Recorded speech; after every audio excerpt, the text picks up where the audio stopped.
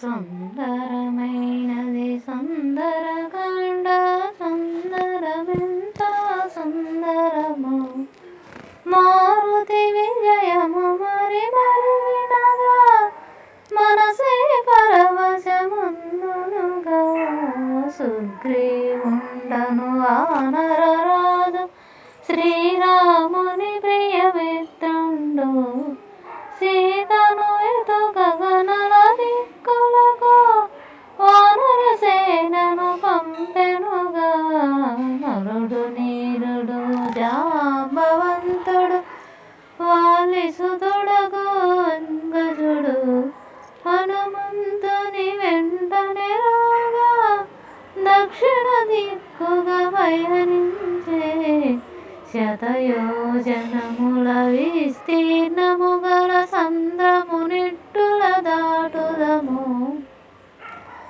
జానకి నెట్టుల సూచన మనసు దుఃఖమునందిరి కపివరులు అతి భీకరమగు సంద్రము దాటగా అంజని సుతునకి తగుననసు ఉత్సాహంబున కలుగజేసిరి హనుమను అందరూ కీర్తించి ఆంజనేయుడా మహేంద్రగిరిని కరచరణముల మర్తించి దేహము పెంచే అతి వేగమున ఆకాశంబున విహరించే హృదయంబున పర్వతములు రెక్కలు కలిగి గగనమును విహరించు సుభయభ్రాంతులు గల్పగా మునులా ఇంద్రుని ప్రార్థించే దేవరాజు తన వజ్రాయుధముతో అన్నిటి రెక్కలు ఖండింప మైనాకంబను గిరిరాజంబును వాయుదేవుడు కాపాడే పాతాళంబున నశించు తనయులు పైలోకములకు రాకుండా అడ్డుగా నిలసిన మైనాకుని సాగరుడంతట పిలిచెనుగా మారుతి మనకు ఆత్మబంధువు అతనిని సన్మానింపమన అలచట తీరగనాపై నిలుమని ఎదురుగా నిలబడే గిరిరాజు అనిల కుమారుడు ఆనందించి జానకి మాతను చూసిన గాని విశ్రమించనని బయలుదేరగా సంతసించిరా దేవతలు మునులంతా పవనాత్మజుని దీక్షను పరీక్ష చేయగను నాగజననాసురసాదేవిని ప్రార్థన చేసి పంపిరిగా వికృత రూపము దాల్చిన సురస గుహల నోటిని తెరసునుగా తన నోటిని దాటిపోవలనని హనుమకు అడ్డుగా నిలిచెనుగా సూక్ష్మ రూపమును ధరించి మారుతి సురస నోటిలో చొచ్చుకొని అతి వేగంబున బయలు వెడలగా గంధర్వాదులు హర్షించే మేని నీడను పట్టిలాగడి సింహికయనుడు రక్కసిని సంహరించి ఆ సమీర సుతుడు సాగర తీరము చేరెనుగా త్రికూట పర్వత శిఖరమునున్న లంకను చేరి లంకిని జయించి హనుమ సూక్ష్మరూపై రావణ గృహమును వెతకెనుగా మేడలు మిద్దెలు విమానములను అంతఃపురములు హర్షములు భవనములను వెతకిన హనుమ జానకి జాడను కనడయ్యో అశోకవనిలో వృక్షము కిందను రక్కసి మూకల మధ్యనను చిక్కినను బహు చక్కగనున్నా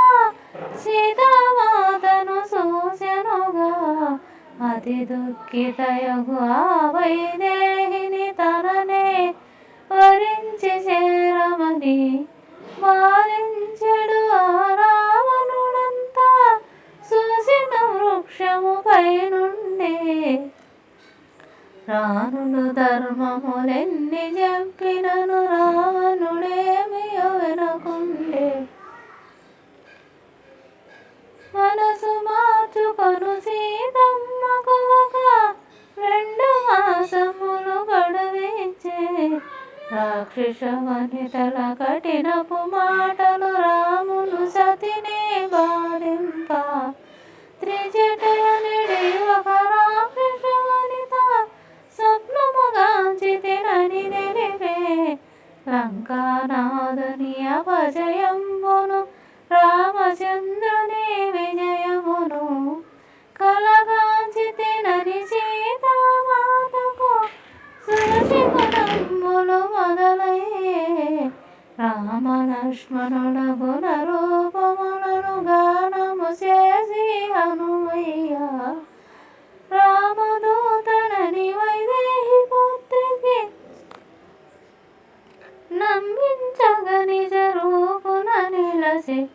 అమ్మా రాముడు నీ విరహమున అన్నపానములు లేకుండా అతి దుఃఖితుడై మంగళమును నీకివ్వగా నన్ను పంపే.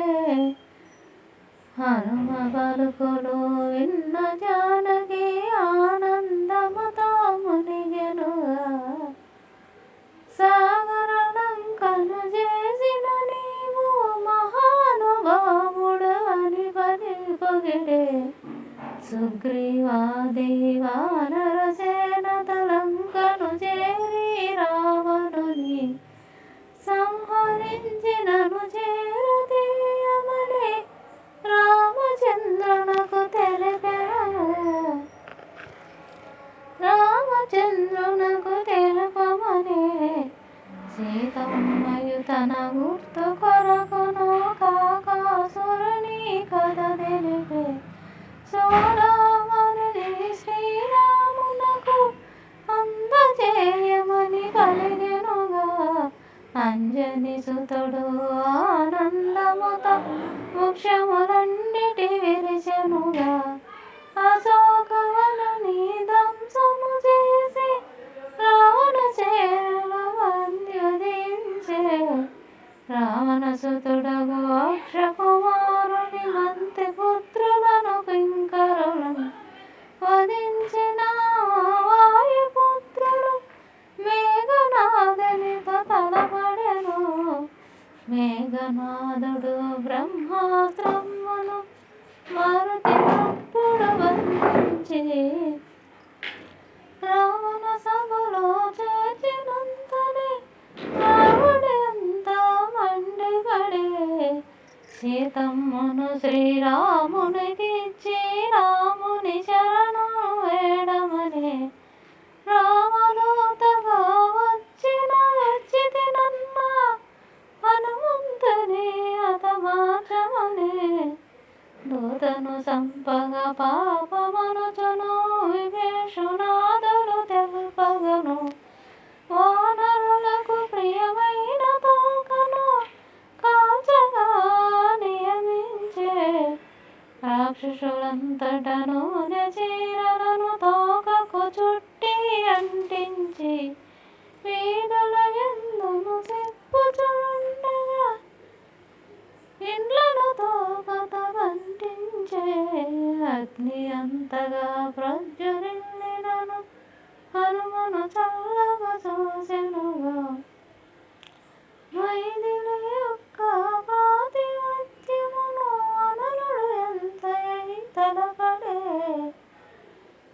మండుచున్న తన వాలముతోనను గృహమునన్ను కాచెనుగా. మనోజ్ఞైన లంకానగరిని భస్మీపటలము గావించే.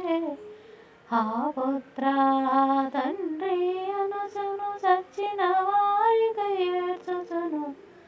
రాక్షసులందరూ రోదన చేయుచు భయముతో పరుగులు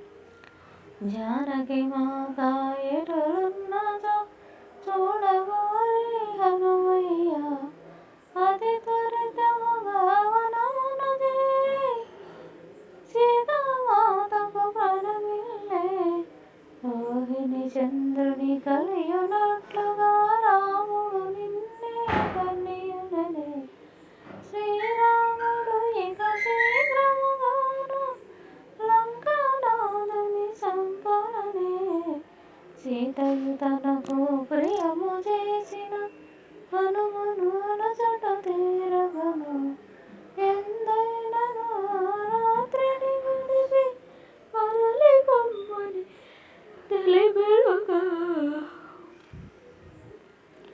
అవలీలగా సంద్రము దాటి మిత్రుల చేరను మాతయు మధవని రాని మధవనాగి రాముని చెంతని నిలిచెనుగా అంతట మారుతి సీత క్షేమమును యథాతముగా వినిపించే జానకి ఇచ్చిన చూడమని రఘురామునికి అందించే సుశిరమ్మని నగాల్చి వచ్చిన ఘనతయ నీకు దక్కెనుగా హనుమయ్య నీ జాటి మనసున శీఘ్రవాదులు కీర్తించే